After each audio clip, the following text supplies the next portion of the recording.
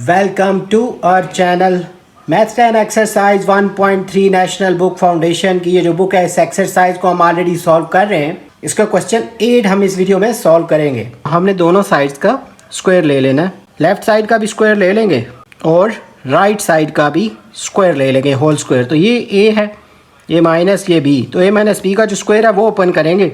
उसके लिए ए स्क्वायर, ये जो ए है एक्स प्लस 1, इसका होल स्क्वायर ए स्क्वायर, फिर -2 ए की जगह लिखेंगे एक्स प्लस 1 और बी की जगह लिखेंगे एक्स माइनस 1 और प्लस बी स्क्वायर यानी एक्स माइनस 1 का स्क्वायर, और इक्वल में आएगा ये जो है इसका स्क्वायर और रूट कैंसिल होने के बाद 3x माइनस 1। इसको थोड़ा सेटल डाउन करते हैं। ये स्क्वायर और रूट कैंसिल होने के बाद यहाँ x प्लस 1 आएगा, 2 को एज इट इज़ लिख लेंगे और रूट के अंदर आएगा x को x से मल्टीप्लाई करेंगे, एक्स स्क्वायर माइनस 1 1 ज़ा 1, ये प्लस बी है, ए माइनस बी, ए स्क्वायर माइनस बी स्क्वायर हो जाएगा। और प्लस में ये जब स्क्वायर और रूट कैंसिल होगा यहाँ पे x माइनस 1 आएगा और इक्वल में है 3x माइनस 1। उसके बाद ये x जो है फर्स्ट वाला और ये x, ये दोनों मिलके 2x हो जाएंगे और ये जो -2 है इसको एज इट इज़ लिख लेते हैं और यहाँ पे आएगा x square minus 1 plus 1 minus 1 है, ये कैंसिल हो जाएगा यहाँ से और इक्वल में आएगा 3x माइनस 1। इसके बाद ये जो 2x है हम इसको इस तरफ ले जाते हैं इस साइड पे, तो यहाँ पे आ जाएगा 3x माइनस 2x और 1 माइनस 1 को एज इट इज़ लिख लेते हैं इस तरफ -2, और इसका जो रूट है वो है इसका एक्स स्क्वायर माइनस 1 का। इसको रिपीट करते हैं नेक्स्ट स्टेप में एक्स स्क्वायर माइनस 1 को, और यहाँ पे 3x में से 2x माइनस करें तो x आ जाएगा और 1 को एज इट इज़ लिख लेंगे। अब यहाँ पे ये जो दोनों टर्म्स आई हैं इनका अगेन स्क्वायरिंग कर लेनी है, तो यहाँ पे लिखेंगे अगेन स्क्वायरिंग बोथ साइड्स। तो इस तरफ का भी स्क्वायर ले लेते हैं, -2 इंटू एक्स स्क्वायर माइनस 1, इस साइड का भी होल स्क्वायर कर लेते हैं और ये जो है ना x माइनस 1, इसका भी होल स्क्वायर कर लेते हैं। इसके बाद ये जो 2 का स्क्वायर है ये तो 4 हो जाएगा और ये स्क्वायर और रूट कैंसिल होने के बाद यहाँ एक्स स्क्वायर माइनस 1 आ जाएगा और इक्वल में जब इसका स्क्वायर ओपन करेंगे ए स्क्वायर माइनस 2ab, ए की जगह पे x लिखेंगे, b की जगह पे 1 प्लस बी स्क्वायर मीन 1 का स्क्वायर। यहाँ पे 4 को मल्टीप्लाई करते हैं, 4x स्क्वायर माइनस 4 1 ज़ा 4 और इक्वल में एक्स स्क्वायर 2 1 ज़ा 2 और यहाँ पे x आ जाएगा और प्लस 1 का स्क्वायर तो 1 ही होगा।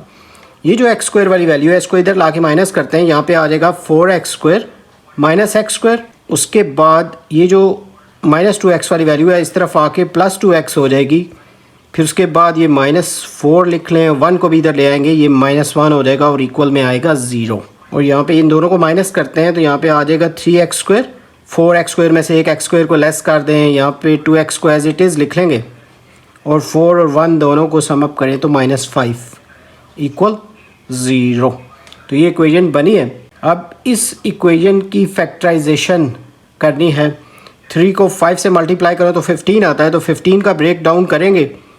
15 का जो ब्रेक डाउन सूटेबल है वो 5 3 ज़ा 15, 5 को 3 से मल्टीप्लाई करेंगे, 15 5 में से 3 माइनस कर दें तो 2 आ जाएगा जो कि हमारी रिक्वायरमेंट है।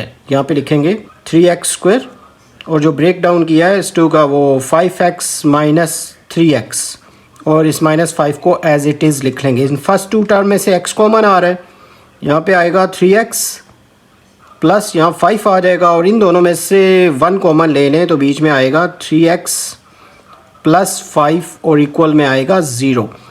एक इसका आंसर आ रहा है x माइनस 1 और जो दूसरी वाली जो टर्म है वो 3x प्लस 5, इन दोनों को अलग अलग इक्वल 0 लिख लेंगे। एक लिखेंगे x माइनस 1 इक्वल 0 और दूसरा जो है वो 3x प्लस 5 इक्वल 0। यहाँ पे x जो है वो इक्वल 1 आ जाएगा और ये जो दूसरा आंसर है इसमें x जो है वो 5 को उस तरफ मूव करें -5 होगा और 3 डिवाइड हो जाएगा इधर आके तो -5/3। अब ये जो दोनों हैं आंसर, इनको वेरीफाई करना है। वेरिफिकेशन के लिए चेक का ये जो स्टेप है इसमें पहले x की वैल्यू 1 पुट करते हैं क्वेश्चन में, तो लिख सकते हैं यहाँ पे पुट x इक्वल 1। क्वेश्चन जो है उसमें जहाँ जहाँ x है वहाँ पे 1 पुट करते हैं तो पहले ही x है रूट के अंदर, तो उसकी जगह 1 पुट करेंगे, +1 साथ ही है उसके। फिर आगे माइनस, फिर रूट के अंदर x - 1 है तो x की जगह 1 पुट करेंगे। फिर राइट साइड पे 3x यानी 3 × x की जगह 1 पुट करेंगे और -1 को एज इट इज़ लिख लेंगे। 1 + 1 2 हो जाएगा और यहाँ पे 1 में से 1 माइनस करें 0, उसको लिखने की ज़रूरत नहीं है। और यहाँ पे 3 × 1 = 3, 3 में से 1 को लेस कर दें तो 2 आ जाएगा। ये वाली जो वैल्यू हमने पुट की है अपने क्वेश्चन में, तो ये ट्रू प्रूव हो रही है ये वैल्यू, यानी हमारी कंडीशन को सेटिस्फाई कर रही है, इसलिए ये जो 1 आंसर है ये सोल्यूशन सेट में आएगा। इसी तरह जो हमारा सेकंड आंसर था x = -5/3, उसको भी क्वेश्चन में पुट करते हैं।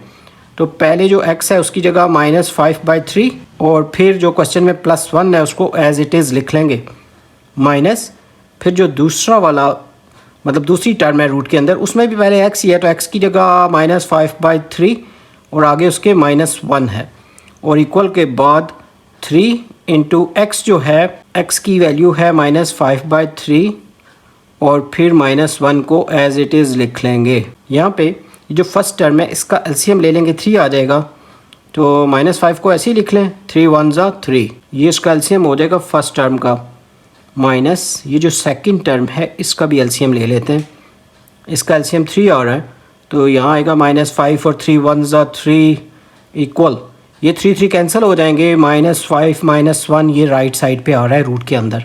यहाँ पे -2 आएगा सिंप्लीफाई करने के बाद और उसके ओवर में 3 है और यहाँ पे आ रहा है -8 और इसके ओवर में भी 3 है और इक्वल में है -6 और इसका रूट।